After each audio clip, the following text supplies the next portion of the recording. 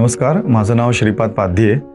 माझा मुलगा आर्यन पाध्ये या विराज अकॅडमीमध्ये 11वी-12वी त्यांनी इंटिग्रेटेड केलं आणि त्याला जेई मेन्समध्ये 99.04% मिळालं आणि MHT CETमध्ये 99.49% मिळालं आहे. सगळ्याच पॅरेंट्सच्या मनामध्ये विचार असतो की आपल्या मुलाला कुठे कॉलेजला ॲडमिशन घ्यायची, कोणती साईड घ्यायची, हे कन्फ्युजन असतं. आत्ता नवीन ह्याच्याप्रमाणे इंटिग्रेटेडचं खूप सध्या ऐकायला येत होतं की इंटिग्रेटेड करतायत बरेच जण. तर आम्ही असा विचार केला की आपण पण तेच चूज करूया इंटिग्रेटेडचं. आणि मग एकदा ते ठरल्यानंतर आम्ही बरेच ठिकाणी चौकशी केली. ठाण्यामध्ये जवळपासच्या बऱ्याच चांगल्या नामांकित क्लासेसमध्ये चौकशी केली आणि त्याच्यानंतर आम्हाला असं लक्षात आलं की त्यातल्या त्यात शॉर्टलिस्ट आम्ही विराज केलं. कारण त्याला शाळेमधनं पण एक त्याचे शिक्षक होते, त्यांनी रेफरन्स दिला होता की हे खूप छान आहे म्हणून विराज. आणि मग नंतर आम्ही विराजमध्ये चौकशी करायला आलो आणि आम्हाला एक विकास महाजन सर यांच्याशी बोलणं झाल्यानंतर असं लक्षात आलं की ते खूप छान आहे. म्हणजे त्यांची समजवण्याची पद्धत आम्हाला आवडली. आणि नंतर इंटिग्रेटेडमध्ये काय, कारण आम्हाला हा नवीन होता कन्सेप्ट इंटिग्रेटेड. कारण आत्तापर्यंत आम्हाला सायन्स, कॉमर्स आणि आर्ट्स एवढंच माहिती होतं, पण सायन्समध्ये सुद्धा इंटिग्रेटेड ही एक नवीन आहे हे आम्हाला त्यांच्याकडनं चांगली माहिती त्यांनी दिली. आणि मग त्यामुळे आम्ही ठरवलं की आपण इकडेच त्याला ॲडमिशन घेऊया विराज अकॅडमीमध्ये. आणि त्याप्रमाणे मग आम्ही त्याची 11वी-12वी 2 वर्ष विराज अकॅडमीमध्ये त्यांनी पूर्ण केली. या विराज अकॅडमीमध्ये सगळेच शिक्षक शिकवणारे चांगले आहेत. टीचर्स त्याचे म्हणजे राम सर असू देत, विकास सर असू देत किंवा JYCH सर असू देत, जिसान सर असू देत, सगळ्यांचं शिकवणं खूप छान आहे हे आम्हाला त्याच्याकडनं कळायचं. म्हणजे जसं यांचा हा लोगो आहे की यहाँ मिलेगा पढाई का माहोल, ते खरोखर तसंच आहे की अभ्यासाची गोडी त्याला इकडे निर्माण झाली. 11वी-12वी एक डिसिप्लिन आपण म्हणतो की अभ्यासाचा जो निर्माण झाला त्याच्यामध्ये तो विराजमुळे झाला. अभ्यासाची वेळा ठरलेल्या, प्रत्येक सब्जेक्ट करता कुठला वेळ द्यायचा, किती वेळ अभ्यास करायचा, हे त्याला शिक्षकांनी खूप चांगलं गाईड केलं.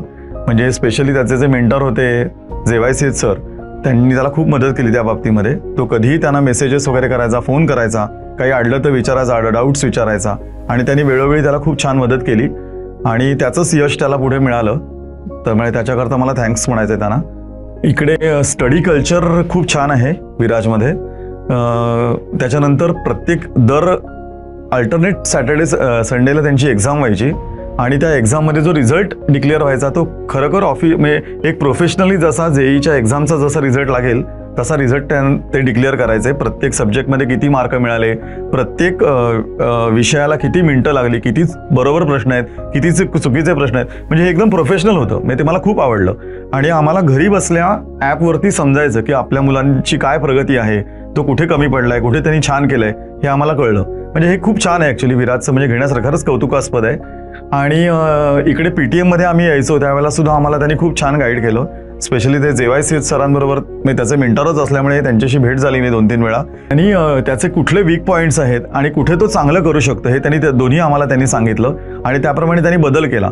आणि त्यांनी कॉन्फिडन्स निर्माण केला आर्यनमध्ये की तू हे करू शकशील. कारण तो कधी कधी डिमोटिवेट व्हायचा. मग एखाद्या एक्झाममध्ये त्याला मार्क कमी मिळाले, एखाद्या याच्यात चांगले मिळाले तर आनंदी असायचा, पण एखाद्यात कमी मिळाले की त्याला लगेच असं वाटायचं अरे माझ्याकडनं होईल का नाही. पण आम्हीही त्याला सांगायचं की अरे होईल, अरे जर बाकीची सगळी मुलं करू शकतात तर तुलाही जमेल.